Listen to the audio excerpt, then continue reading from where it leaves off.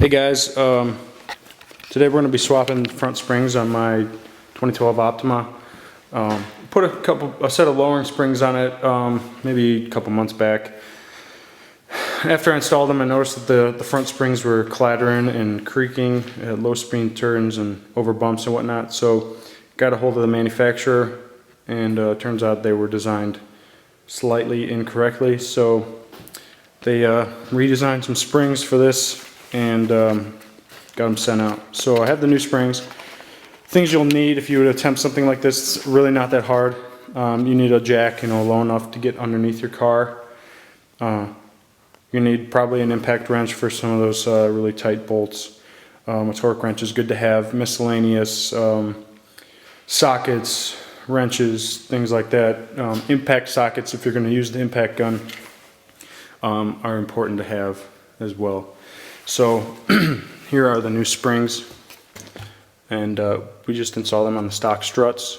I rented a strut spring compressor from AutoZone for free, basically, because I'll get the money back afterwards. And then you just swap the springs. It's pretty easy. Shouldn't be too hard, but I'll show you how to do it. So once you have the car jacked up and on jack stands, you can get access to the wheel well. And what we're going to be doing is basically taking off this bolt here. Let me focus a little bit. This bolt here, there's another bolt below it that holds the strut in place to the steering knuckle. And then the top part here, there's 3 bolts that hold it to the top of the strut tower. And then you'll be able to get the actual strut out of the wheel well, and then you can use the spring compressor on that. When you're jacking your car up, make sure you use jack stands. I just have the jack in there as extra. I can only do one side at a time since the car is so low. It kind of teeter-totters a little bit, so do one side at a time. Make sure you chock your back wheels, make sure your parking brake is on, and you should be good. Okay, so first thing I did was remove these brake lines from the strut right here. You can see if I focus a little bit. They're just 12mm. They go right there, right there. And I also removed the sway bar end link, which comes in behind, right in that hole there. It's a 19mm. That's just so, obviously you don't want anything connected to the actual strut when you're removing it. So we'll go ahead and remove these 2 bolts here on the bottom, and then the brake and all this, the lower control arm will be free. You're going to want to support this stuff with like a bungee cord, so it's not just hanging there and putting stress on the ball joint on the bottom there.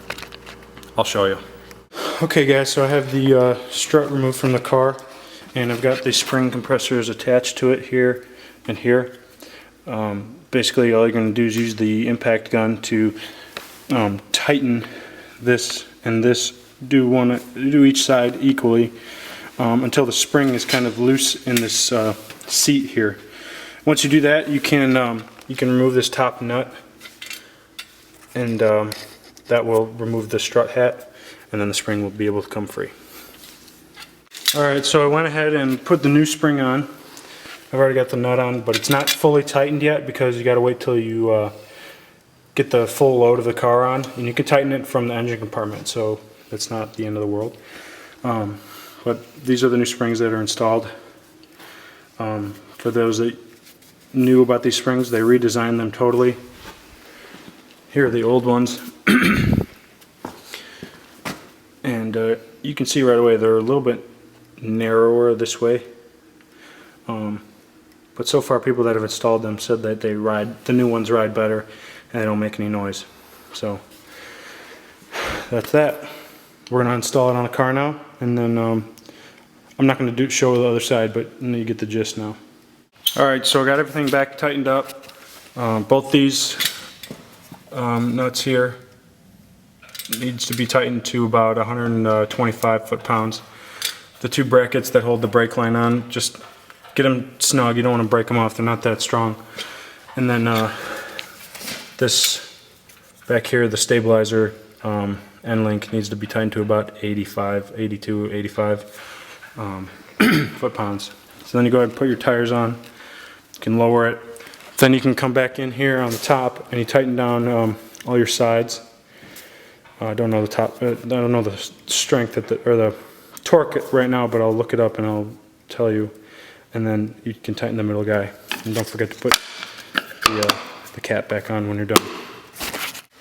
All right, got the springs installed and took it for a ride. And no more clanking over bumps and no more creaking in low-speed turns.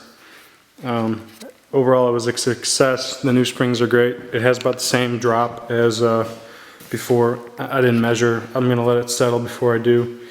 But, I mean, it looks the same to me. And they ride great. I really can't tell a difference in the 10-minute drive that I took compared to the old springs. I just know that they don't make any noise anymore.